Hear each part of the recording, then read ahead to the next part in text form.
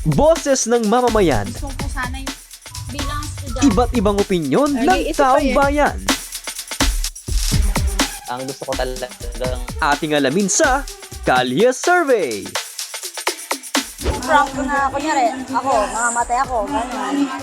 Mga ganong prank kasi mahirap yun para sa, lalo na kung sa pamilya ng isang, mahirap po siyang i-prank. Kasi hindi mo alam yung buhay.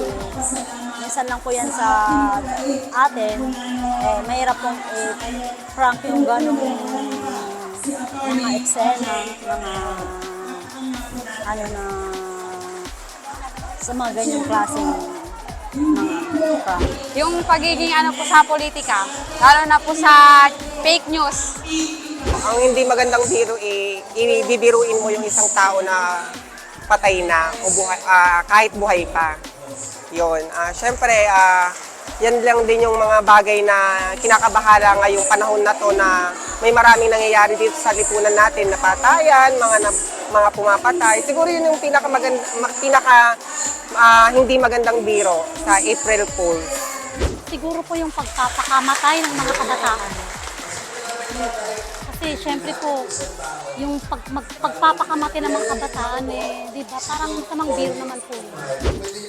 Magpa-prank ka ng buntis or magpa-prank ka ng delivery rider para mang-order tapos hindi mo rin kukunin.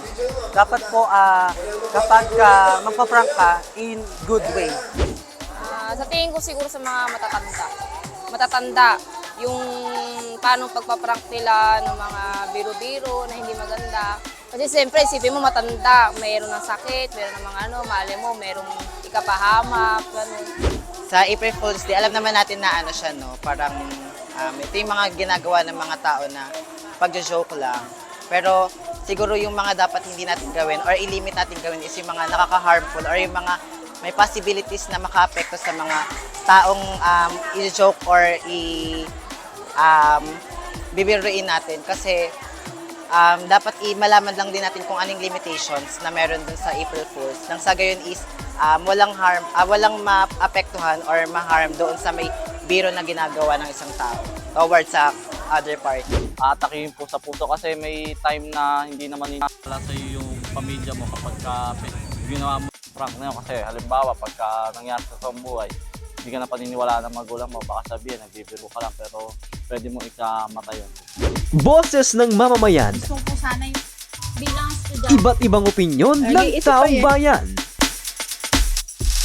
Ang gusto ko talagang Ating alamin sa Kalye Survey.